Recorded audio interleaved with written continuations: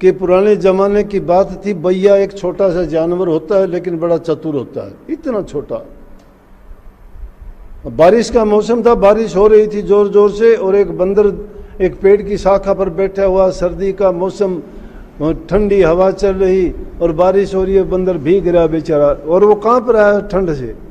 जब बंदर को कांपते हुए देखा, भैया घर बड़ा सुंदर बनाता है, इस प्रकार से उसको इतने सुंदर एक पेड़ के नीचे लटका के, और बैठने की जगह अलग होती है, एक एक तार उसमें हम अगर बनाना शुरू कर दें तो पता नहीं कितने दिन लग जाएं, लेकिन वो छोटा जानवर उसको इतना सुंदर ढंग से बनाता है कि इंसान देखता ही रह जाए। तो उसके अंदर भैया बैठा हुआ है आराम से, ना हवा की परवाह ना बारिश की परवाह, सूखा आराम से बैठा है। उस बंदर की तरफ देख के कहने लगा, बोले हाथ तेरे पांव तेरे मानुष जैसी देह, मैं तो न कहूं बांदर तू घर क्यों ना कर ले।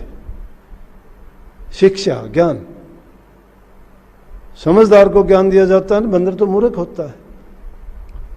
बोला कि तेरे हाथ रहे इंसान की तरह से हाथ दिखाई देते हैं। बोला मेरे तो हाथ पैर नहीं है, देख कितना सुंदर मकान बना लिया, और तेरे इंसान जैसा शरीर भी है तेरा, देख इंसानों ने कोठी बंगले महल कैसे कैसे किले बना लिए। और मैं तेरे को ये कहता हूं भैया, क्यों सर्दी गर्मी में मरता है, तू इतनी तकलीफ उठाता, तू भी घर में क्यों ना बना लेता। बंदर को ये तो बात अच्छी नहीं लगी, उसको गुस्सा आया, शाखा पर से कूद के गया, भाग के उसके बेचारे का घोंसला पकड़ के तोड़ के फेंक दिया नीचे। जिद उस भैया ने कहा उसको कि ज्ञान उसको दीजिए जिसको ज्ञान सुहा। ज्ञान दिया था बांदरे को और घर भैये का जा, कि ज्ञान तो उस इंसान को देना चाहिए जो ज्ञान का ग्राहक हो। ये नहीं है कि हीरों की तुम उसकी पेटी को लेके मूर्खों के सामने खोल के बैठ जाओ।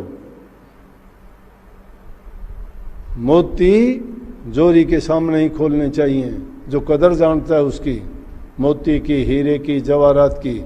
बाकियों की नज़र में तो वो लाल काले पीले मणके ही होंगे, उनकी कोई कीमत कदर नहीं जानते। लेकिन गुरु बदल देता है, क्यों? सही मार्ग पर लगा के उसके जीवन का जो उद्देश्य है उसकी पूर्ति करवाता है। परंतु उसके लिए शर्त यह है कि शिष्य गुरु का हो जाए। कैसा हो जाए? उसका दास भी हो जाए, उसका नौकर भी हो जाए, उसका किंकर भी हो जाए। वो गुरु कहे जो सब करे। लेकिन गुरु कहे, हम तो गुरु को सोच लेते हैं कि गुरु तो मुझे बर्बाद करना चाहता है, गुरु तो मुझे दुनियादारी से ख़त्म करना चाहता है, गुरु तो मेरी बेइज्जती करता है। जब ये बातें शिष्य के मन में आती हैं, वहाँ शिष्यता नहीं है। या शिष्य अपने लालच के लिए जुड़ता है, अपने स्वार्थ के लिए जुड़ता है, अपने मतलब के लिए जुड़ता है, वो भक्ति नहीं है। भक्ति के लिए जुड़ते हैं उनको तो इस चीज़ की ज़रूरत ही नहीं है। वो तो अपना जीवन दाव पर लगाते हैं, उनको ना अपनी खुशी होती है ना अपना अमन चैन होता है।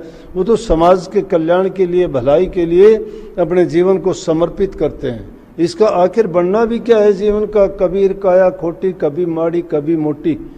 क्या बनेगा इस शरीर का? जिसका मोटा शरीर है, खा पी के पालते हो तुम, वो तो क्या बात है, ईद का त्यौहार आता है उससे पहले बकरे को भी पालते हैं, लेकिन गर्दन काटते हैं उस दिन उसकी, इसलिए पाला जाता है। हमारा भी क्या होगा? इस शरीर से कुछ बनने का है। अगर बनाना हो तो इससे नेक काम करो, इससे सेवा करो। इस शरीर से अगर हमने सेवा की, नेकी की, तो हमारा शरीर ये काम करेगा। उसका शरीर पालने की उसको ज़रूरत ही नहीं है। शरीर जिसके लिए हमें चाहिए, जिसके लिए करनी चाहिए, वो हमारा सूक्ष्म शरीर है। और वो सूक्ष्म शरीर का वास अंदर में है। ये तो बाहर का कवच है, ये तो 5 तत्व का बना हुआ पिंजरा है। लेकिन पिंजरे के अंदर जो हंस बैठा हुआ है, वो जब तक इसमें रहता है तब तक तो ठीक है, लेकिन जिस दिन वो हंस उड़ेगा, इस पिंजरे को भी बर्बाद करके चला जाएगा, इसकी कोई कीमत कदर नहीं रहेगी। लेकिन हम तो ये पिंजरे को संवारने में लगे हुए हैं, उसको तो बेचारे को कभी चौका तक नहीं डालते। उसकी जो परवाह जब करनी शुरू कर दोगे तो तन की परवाह नहीं रहेगी। तन मन धन की बाजी लगाने के लिए, इसीलिए महापुरुषों ने कही कि इसकी बाजी लगाओगे तो तुम्हारा जीवन संवर जाएगा। मनुष्य का चोला मिलना तो तुम्हारा सार्थक होगा कि तुमने गुरु की शरण लेके अपने जो काम के लिए आए थे उस काम पर खरे उतरे, पूर्ण करके चले और बाजी जीत ली, तुमने हारी नहीं है। इसलिए जिंदगी की बाजी हार के नहीं, जीत के चलने के लिए गुरु की शरण, उनकी आज्ञा का पालन और गुरु भक्ति दृढ़ के करो, और उपाय तो बाद में चलेंगे जो भी है।